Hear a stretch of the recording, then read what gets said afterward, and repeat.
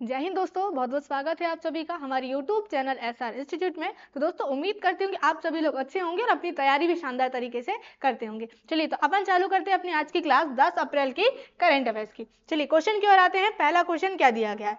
क्या दिया है? हाल ही में पद्मश्री राम सहाय पांडे का निधन हुआ है, वे कौन थे? दोस्तों हाल ही में अभी मध्य प्रदेश के प्रसिद्ध राई नृत्य के कलाकार है ये कौन दोस्तों? राम सहाय पांडे, जिनका भी हाल ही में निधन हो गया है। उन्हें पद्मश्री से सम्मानित किया गया था। तो आप लोग याद रखेंगे राम सहाय पांडे कहाँ से हैं? तो मध्य प्रदेश के सागर जिले से, जिनका भी हाल ही में निधन हो गया है। तो ये किससे संबंधित है? ये है लोक नर्तक है। क्या है दोस्तों? ये लोक नृत्य से संबंधित है। लोक नर्तक है कौन? राम सहाय पांडे, जिनका हाल ही में निधन हो गया है। ये मध्य प्रदेश के सागर जिले के प्रसिद्ध लोक नृत्य कलाकार थे। उन्होंने बुंदेलखंड के राई नृत्य को न केवल भारत में बल्कि विदेशों में भी पहचान दिलाई है। किसमें दोस्तों? तो राई नृत्य में। ये कहाँ का है? तो ये है बुंदेलखंड का प्रसिद्ध है राई नृत्य। और साथ ही साथ ये मध्य प्रदेश का भी क्या है? लोक नृत्य। क्या है दोस्तों? मध्य प्रदेश का लोक नृत्य। मध्य प्रदेश का लोक नृत्य है। क्या मध्य प्रदेश का लोक नृत्य क्या है? तो राई। क्या है? मध्य प्रदेश का लोक नृत्य है राई, याद रखेंगे। और साथ ही साथ मध्य प्रदेश का लोक नाट्य क्या है? तो लोक नाट्य है माच। राई क्या है? मध्य प्रदेश का लोक नृत्य। आप लोग दोनों याद रखेंगे, एग्जाम में पूछा जाता है। तो अभी दोस्तों कौन? राम सहाय पांडे। कौन? राम सहाय पांडे का भी निधन हो गया है, जो राई नृत्य से संबंधित है। और कहाँ से है ये? किस क्षेत्र से है? तो बुंदेलखंड क्षेत्र से। राई नृत्य को बढ़ावा देने के लिए उन्हें 2022 में पद्मश्री से सम्मानित किया गया था। और उन्हें 1980 में नृत्य शिरोमणि की उपाधि भी मिली थी। दोस्तों दोनों पॉइंट आप लोगों के लिए इंपॉर्टेंट है। 2022 में क्या दिया गया? पद्मश्री दिया गया। और 1980 में नृत्य शिरोमणि की उपाधि भी राम सहाय पांडे को दी गई। तो याद रखेंगे आप लोग, 2022 में पद्मश्री से सम्मानित किया गया था। चलिए, हाल ही में कौन सी राज्य सरकार कक्षा 9वीं और 10वीं में त्रिभाषा फॉर्मूला लागू करेगी? कक्षा 9वीं और 10वीं में कौन सी राज्य सरकार? हरियाणा राज्य की सरकार। तो कक्षा 9वीं और कक्षा 10वीं के लिए त्रिभाषा फॉर्मूला लागू करेगी, चाहे वो सरकारी स्कूल हो या फिर हम कहें गवर्नमेंट स्कूल हो या फिर प्राइवेट स्कूल, दोनों में ये त्रिभाषा फॉर्मूला लागू होगा 9वीं और 10वीं कक्षा के लिए। कहाँ पर? तो हरियाणा सरकार के द्वारा ये लागू कर दिया गया है। हरियाणा के सीएम कौन है? तो हरियाणा का सीएम का नाम आप लोग याद रखेंगे कौन है? नायब सिंह सैनी। नायब सिंह सैनी क्या है? नायब सिंह सैनी क्या है दोस्तों? हरियाणा के सीएम है, हरियाणा के मुख्यमंत्री, इनके द्वारा यह घोषणा की गई है। चलिए आगे बढ़ते हैं। हाल ही में केंद्र सरकार ने किस अमूर्त सांस्कृतिक विरासत को राष्ट्रीय सूची में शामिल किया है?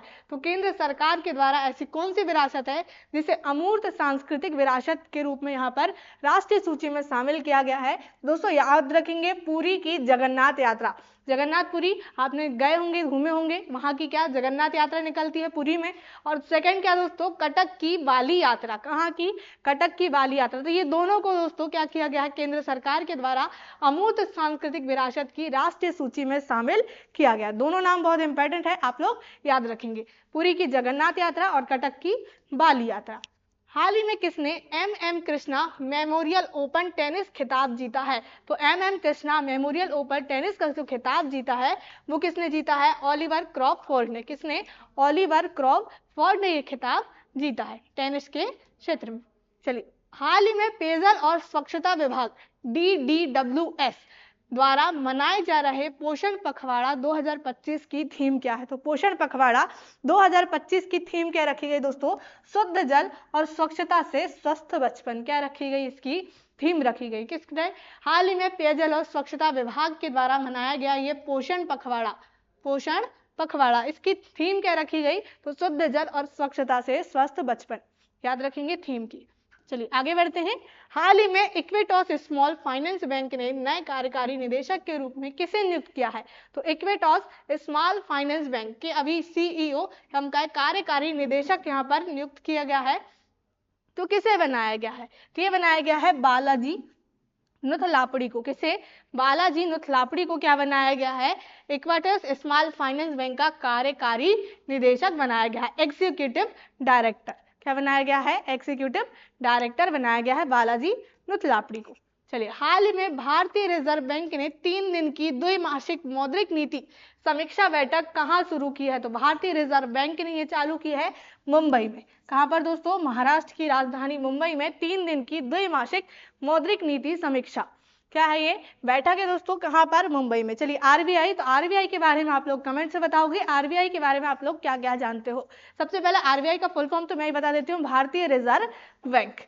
चलिए आगे आते हैं, अगले क्वेश्चन में आते हैं।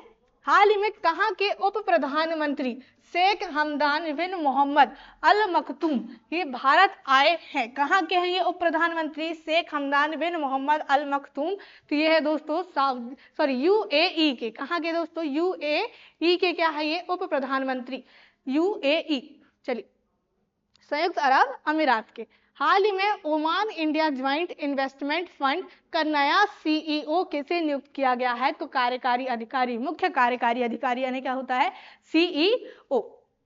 तो Oman India joint investment fund का नया सीईओ किसे बनाया गया है?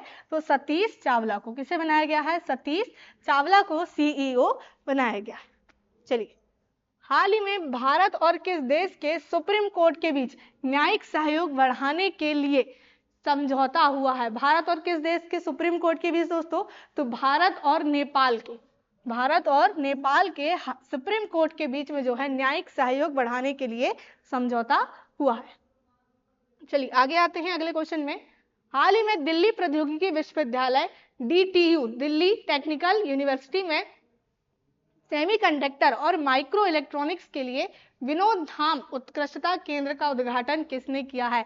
ये किसके द्वारा किया गया है उद्घाटन? तो अश्विनी वैष्णव के द्वारा। किसके द्वारा दोस्तों?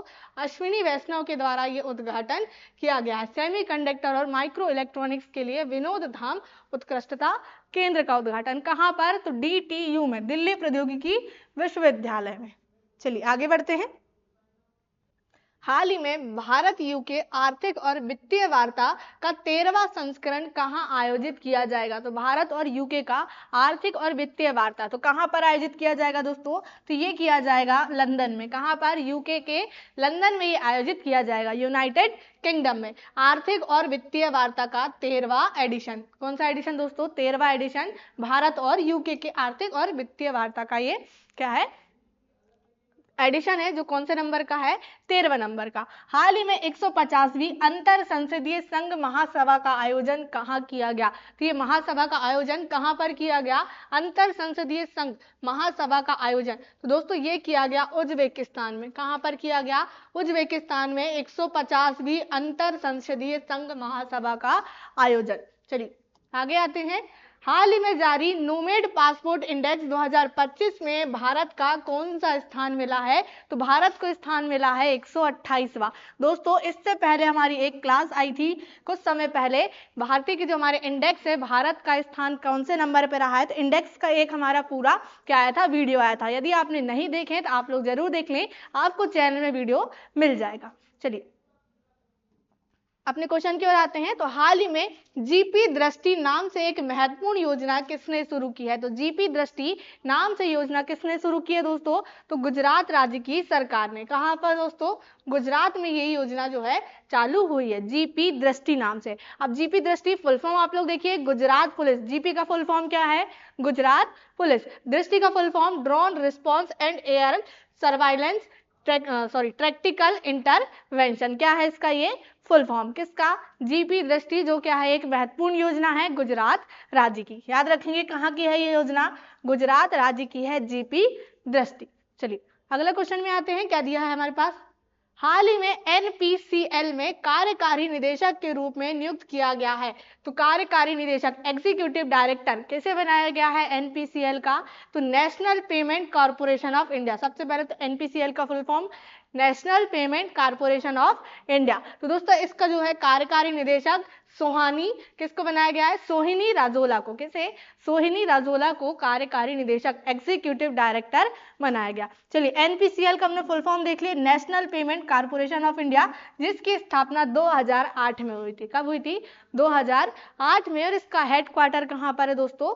तो मुंबई में है। तो याद रखेंगे NPCL का कार्यकारी निदेशक सोहिनी राजोला को बनाया गया। दोस्तों ये थे आज के हमारे करंट अफेयर्स के क्वेश्चन जो हमने यहाँ पर देखे। यदि आप लोग चैनल में न्यू हैं तो चैनल को सब्सक्राइब सब्सक्राइब कर लीजिए और अपने दोस्तों के साथ वीडियो शेयर जरूर कीजिए। जय हिंद, जय भारत।